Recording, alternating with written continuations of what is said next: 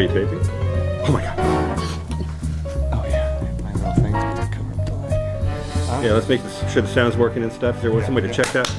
Hello? Check. Double, triple. Because I ain't saying this twice. I got it powered up, I sent them a fan letter about 2.5, 3 years ago. That's how you got in? Yeah, I saw them online and sent them a fan letter and said, I really dig the stuff you're doing. And I had done a few things that they had seen, Gumby and a video game called Clay Fighter and Bump in the Night. And they dug that. So I came over for lunch and one thing led to another. And I've been on the series for about 40 weeks. And we're done now and I'm getting the bums rush. Yeah. But I've been thrown out of better places.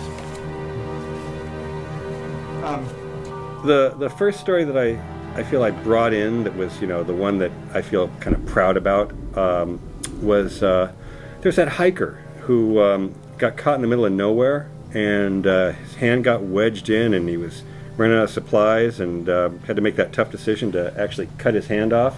So I came in and pitched that story basically, except it was lumpy rock climbing, and then we kind of batted it around and turned into Out on a Limb, which is still one of my favorite episodes. I came in basically with the idea of Lumpy getting stuck, having to cut off his limb, and it being the wrong one. So that was kind of nice. I walked in with the beginning, middle, and end, and we just had to... What's funny about it, actually, is that it seems really simple. We spent weeks batting it around, just kind of adding all this stuff. Well, we really have to show that it's important that Lumpy has to cut his leg off, because it ended up being a tree pinning his leg, for people who haven't seen the thing. So maybe there's like... it goes from day to night and you hear all these growls and stuff and he's like fighting off things, or maybe there's a storm brewing, and we had all this crazy junk going on for weeks. We couldn't solve the thing, and then finally we said, yeah, why don't we just have it that his leg gets pinned and the axe handle, the axe head flies off the handle and he just has to use the spoon to cut his leg off. What's all this other stuff? So we basically went back to day one and simplified it, turned it into a nice short sweet episode that it's kind of a fan favorite.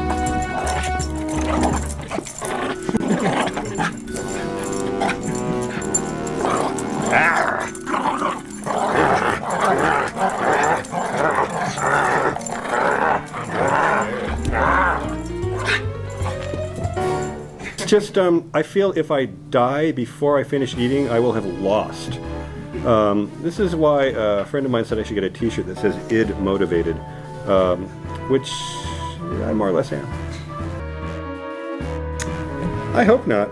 It feels that way every week when we have to come up with a new script, actually, and then you come up with one and you go, yeah, I guess there was one more in there. And that will probably continue to happen for quite a while. The difficulty and then coming up with a good one. We talked about doing the last episode totally jumping the shark, having them talk, having them have guns, having them have sex, just going absolutely crazy, bringing in a live action person to like explain things. Yeah, Ken's not into that sort of thing.